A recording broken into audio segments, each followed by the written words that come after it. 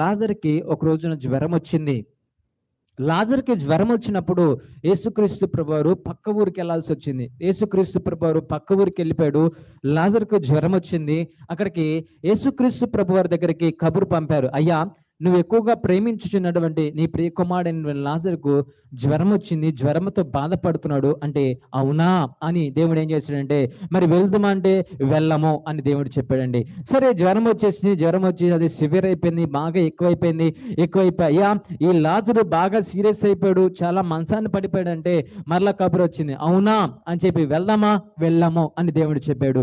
సరే సివియర్ అయిపోయింది, గడిచిపోతున్నాయి రోజులు గడిచిపోయింది, సివియర్ అయిపోయింది. ఆ తర్వాత లాజరు మరి చావు బ్రతుకుల మధ్యలోకి వెళ్ళిపోయాడు. మరలా తండ్రి దగ్గరికి మరలా కబురు వచ్చేసింది, అయ్యా లాజరు చచ్చిపోయేట పరిస్థితిలో ఉన్నాడా? అవును వెళ్ళమో అని దేవుడు చెప్పాడు. సరే లాజర్కి సివియర్ అయిపోయింది, అంత అయిపోయి చివర గడిచిపోతుంది. తన ప్రాణాన్ని కూడా ఏసయ్యా అని కలవరిస్తూ లాజరు పుడక్కమని లాజరు చచ్చిపోయాడండి. లాజరు చచ్చిపోయిన తర్వాత మరలా కబురు వచ్చేసింది, అయ్యా నువ్వు ప్రేమించుచున్నటువంటి నీ ప్రియ కుమారుడైనటువంటి లాజరు చనిపోయాడు. అవును మరి వెళ్ళమో అని దేవుడు చెప్పాడు.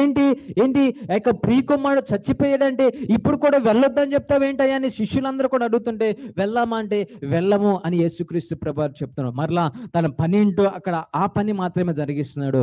ఇక్కడ అందరూ మార్తా మరియ ఎదురు చూస్తున్నారు. అందరు కూడా వచ్చేసారు, దూర ప్రాంతాల నుంచి చుట్టుపక్కల ఉన్న అందరు కూడా వచ్చేసారు. అందరికీ వచ్చేసి అడుగుతున్నారు, అమ్మా ఏంటి నీ దగ్గరికి యేసుక్రీస్తు ప్రభువారు వస్తారు కదా, మీ ఇంట్లో యేసయ్య ఉంటాడు కదా, ఎప్పుడు చూసినా యేసయ్య స్తోత్రం అని ఎప్పుడు చూసినా మీ ఇంట్లో అదేదో పండగ వాతావరణంలా కనిపిస్తుంది. మీ ఇంటి చుట్టూ అనేక మంది జనసమూహం ఉంటారు, అందరు కూడా మీ ఇంట్లో వస్తారు. మీరు ఎప్పుడు చూసినా కానీ ఇదిగో వారానికి సగం రోజులు ఉపవాసంతో ఉంటారు, ప్రతిరోజు కన్నీరు కాచి నా దేవా నా ప్రభువాన్ని కన్నీరు కాచి ప్రార్థన చేస్తారు. అటువంటిది మీ దగ్గరికి యేసయ్య రాలేదా? మీ తమ్ముడిని దేవుడు బ్రతికించలేదా? మీ తమ్ముడిని దేవుడు స్వస్థపరచలేదా? అయ్యో ఇదేం దేవుడు, ఏం యేసయ్య, మేమేదో యేసయ్య అంటే ఏదో నీ తమ్ముడిని బ్రతికిస్తాడేమో అని దూర ప్రాంతం నుంచి బండ్లు కట్టుకుని వచ్చి చూస్తానికి వస్తే, ఏందమ్మా మీ పెద్ద మనిషి అయిన యేసయ్య ఎంతోటికి రాలేదు, యేసయ్య వచ్చి మీ కుమారుని లేదా మీ తమ్ముడిని ఇంకా ఎందుకు రక్షించలేదమ్మా? యేసయ్య ఏదో మేము వద్దాంలే మీ యేసయ్య దగ్గరికి, ఆయన ఏదో స్వస్థపరుస్తాడని మీ దగ్గరకు వద్దాం అనుకుంటే, అయ్యో ఇదేందో ఎట్లా జరిగిందని అందరు కూడా ఉసురుమంట అందరు కూడా దిగజారిపోయి అందరు కూడా ఇంటికి వెళ్ళిపోతున్నారండి. ఆ తర్వాత 3వ రోజు వచ్చేసిన తర్వాత కుమారుని బర్యాలు చేయాల్సిన పరిస్థితి వచ్చింది, సమాధి కార్యక్రమం చేయాల్సిన పరిస్థితి వచ్చింది. మనం కూడా చూడగలిగినట్లయితే ఈ లోకంలో సమాధి కార్యక్రమం దగ్గర వెళ్ళేటప్పుడు చివరిగా ఎవరన్నా దూర ప్రాంతం నుంచి ఎవరన్నా వచ్చడం కోసం కొంతమంది ఇప్పుడే ట్రైన్ దిగడండి, ఒక 5 నిమిషాలు వస్తారు, ఒక్క నిమిషం వెయిట్ చేయండి అంటే ఆ శ్మశానానికి వెళ్ళినప్పుడు కూడా వారి కోసం కొద్ది నిమిషాలు వెయిట్ చేసి ఆ ముఖాన్ని చూపించి మరలా క్లోజ్ చేసి అతన్ని బర్యాలు చేస్తారు. అలాంటి సమయంలో కూడా మార్తా మరియ ఎదురు చూస్తున్న ఇంకా యేసయ్య వస్తాడేమోనని, ఇంకా తన ప్రభు వస్తాడేమో, తన కుమారుని చూస్తాడేమో, ఆఖరి చూపైన ఆ యొక్క తన తమ్ముడిని చూస్తాడేమని వాళ్ళు ఎదురు చూస్తున్నారు. అయినను కానీ యేసుక్రీస్తు ప్రభువారు రాలేదండి. 3 రోజులు అయిపోతుంది, తర్వాత జ్ఞాపకార్థ కూడిక అయిపోతుంది. తర్వాత 4వ రోజున యేసయ్య చెప్తున్నారు, సరే ఇప్పుడు వెళ్ళాం పదండి అని చెప్పినప్పుడు శిష్యులందరూ అనుకున్నారు, పేతురు మిగిలిన శిష్యులందరూ కూడా అనుకున్నారు, అయ్యా ఇంకేమన్నా ఉందా? మనం కనుక ఊర్లోకి వెళ్ళినట్లయితే ప్రజలందరూ కూడా రాళ్ళు తీసుకొని మనం కొడతారయ్యా, ఇంకేమన్నా ఉందా? ఆల్రెడీ లాజరు చచ్చిపోయాడు, సమాధి కార్యక్రమం అయిపోయింది, జ్ఞాపకార్థ కూడికం అయిపోయింది, ఇప్పుడు మనం 4వ రోజు ఇప్పుడు వెళ్ళేం ప్రయోజనం ప్రభు అంటే, నా మాట వినండి వెళ్ళాం పదండి అని అందరు కలిసి వచ్చారు. అందరు కలిసి వచ్చినప్పుడు ఇంకా ఉంటారు కదండి ఊళ్ళో పెద్ద మనుషులు అందరూ కూడా, వచ్చాడండి పెద్ద మనిషి యేసయ్య అంట. ఏనైనా యేసయ్య అంటే పెద్ద మనిషి వచ్చాడు, చేతుగా చూడు ఎట్ట వస్తున్నాడు చూడు, ఊపుకుంటా అసలు ఎట్లా వస్తున్నాడు చూడు యేసయ్య అంట, ఏనేం పెద్ద మనిషి అంట.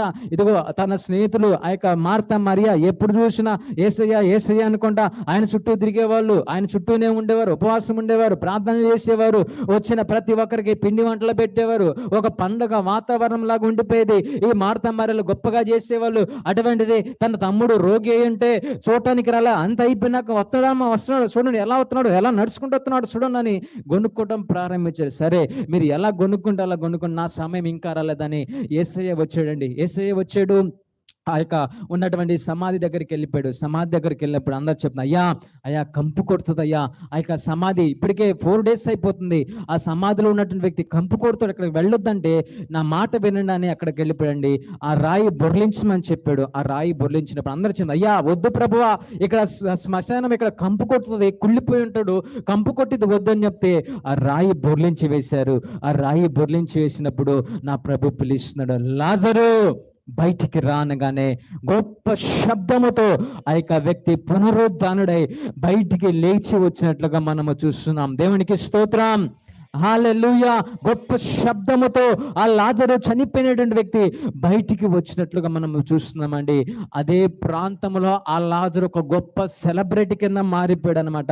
ఇప్పుడు ఎక్కడ కూటమి జరిగినా కానీ సరే ప్రజలందరూ కూడా యేసయ్య కంటే ముందుగా ఎవరిని చూద్దామని వస్తారంటే అదే ఆ రోజున చచ్చిపోయినటువంటి లాజరును దేవుడు బ్రతికించాడు. ఇదిగో లాజర్ అంటే ఈడే, ఇతనే లాజరు, ఇతనే చచ్చిపోయాడు. అరే ఇప్పుడు చూడు ఎంత అందంగా ఉన్నాడో, ఎంత సౌందర్యంగా ఎంత చక్కగా ఉన్నాడు చూడు, ఈయనే లాజర్ అని ఆయన చూడటం కోసమే చాలా మంది ప్రజలు ఆ యొక్క సభలకు, ఎక్కడ దేవుడు ఇదిగో కూటమి ఏర్పాటు చేసినా, ఎక్కడ దేవుడు ప్రజలతో మాట్లాడటం స్టార్ట్ చేసినా ఆ ప్రాంతానికి ప్రజలందరూ కూడా తండోపతండాలుగా వచ్చేసేటువంటి వారు. ఏమండి, దేవుడు నిర్ణయించినటువంటి సమయానికే లాజరు, చచ్చిపోయిన లాజరును దేవుడు తిరిగి లేపాడు. ఒకవేళ ఆ లాజరు రోగి అయినప్పుడు, ఆ లాజరు జ్వరముతో ఉన్నప్పుడు కనుక యేసయ్య అక్కడ ఉండి జ్వరాన్ని విడుదల కలగజేసినట్లయితే ఈనాడు ఎవ్వరు కూడా దేవుడి దగ్గరకు వచ్చేటటువంటి వారు కాదు. ఎవరు కూడా లాజరును గుర్తించేటటువంటి వారు కాదు. ఎవరు కూడా యేసుక్రీస్తు ప్రభువాన్ని తెలుసుకునేటటువంటి వారు కాదు. కనుకనే దేవుడు ఏం చేస్తున్నాడంటే ఒక సమయం అనేటటువంటిది దేవుడు నిర్ణయించాడు. God's perfect time. ఆ టైమింగ్ ఎప్పుడైతే దేవునికి వస్తుందో, ఆ టైమింగ్ వచ్చినప్పుడు ఆ సమయంలో దేవుడు ఏం చేస్తాడంటే ఒక గొప్ప పండుగ నీ జీవితంలో చేస్తాడు. దేవునికి